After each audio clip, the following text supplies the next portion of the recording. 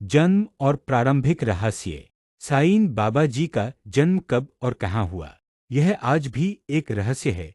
अधिकांश मान्यताओं के अनुसार उनका जन्म लगभग 1838 के आसपास माना जाता है। कुछ लोग मानते हैं कि उनका जन्म पाथरी नामक स्थान पर हुआ था, जो आज के महाराष्ट्र में स्थित है। उनके माता पिता कौन थे, इस बारे में भी अलग अलग कथाएं हैं। कुछ मानते हैं कि वे एक ब्राह्मण परिवार में जन्मे थे, जबकि कुछ का मानना है कि उनका संबंध किसी मुस्लिम परिवार से था। यही कारण है कि उनके जीवन में हिंदू और मुस्लिम दोनों धर्मों की झलक साफ दिखाई देती है। बचपन में ही वैराग्य। कहा जाता है कि बचपन से ही साईं बाबा का मन सांसारिक चीजों में नहीं लगता था। जब अन्य बच्चे खेलकूद में लगे रहते थे, तब वे ध्यान, साधना और ईश्वर की भक्ति में लीन रहते थे। यह बात दर्शाती है कि उनका जीवन सामान्य बच्चों से अलग था। उनके अंदर बचपन से ही करुणा, प्रेम और दया की भावना थी। वे गरीबों और जरूरतमंदों की मदद करते थे और किसी भी धर्म या जाति के भेदभाव में विश्वास नहीं रखते थे। गुरु के सान्निध्य में शिक्षा।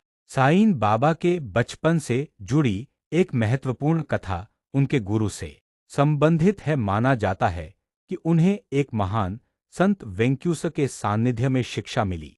गुरु वेंकुसा जी ने उन्हें आध्यात्मिक ज्ञान, ध्यान और सेवा का महत्व सिखाया। साईं बाबा ने अपने गुरु की बहुत सेवा की और उनसे गहरा प्रेम किया। यह भी कहा जाता है कि गुरु ने उन्हें कई चमत्कारी शक्तियां भी प्रदान की। आध्यात्मिक झुकाव और साधना।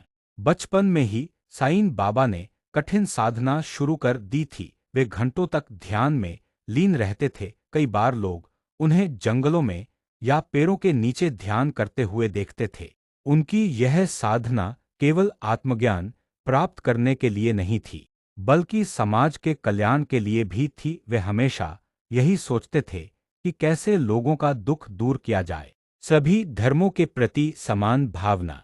साईं बाबा के बचपन की सबसे खास बात यह थी कि उन्होंने कभी किसी धर्म में भेदभाव नहीं किया। वे हिंदू और मुस्लिम दोनों परंपराओं का सम्मान करते थे। वे सबका मालिक एक का संदेश बचपन से ही देते थे। यही कारण है कि आज भी उनके अनुयायी हर धर्म और वर्ग से आते हैं। सादगी भरा जीवन। बचपन से ही साईं बाबा बहुत सादा जीवन जीते थे। उन्हें धन, वैभव, दिखावे में कोई रुचि नहीं थी। वे साधारण कपड़े पहनते थे और बहुत कम में संतुष्ट रहते थे।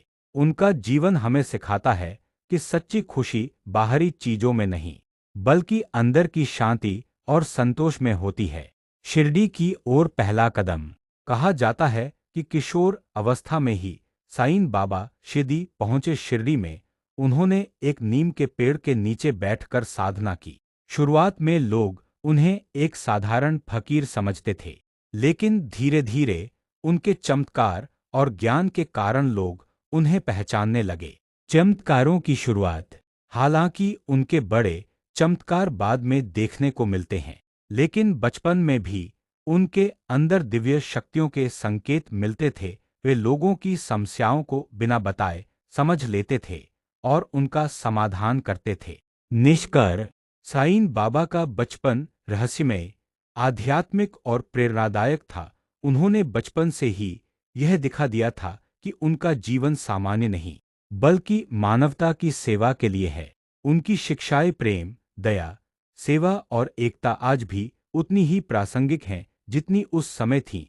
उनका बचपन हमें सिखाता है कि अगर मन में सच्ची श्रद्धा और भक्ति हो तो जीवन का हर रास्ता आसान। बहुत समय पहले एक छोटे से गांव में एक अजीब सा बच्चा रहता था। उस बच्चे का नाम कोई नहीं जानता था, लेकिन उसकी आंखों में एक अलग ही चमक थी। वही बच्चा आगे चलकर साईं बाबा ऑफ शिरडी के नाम से जाना गया।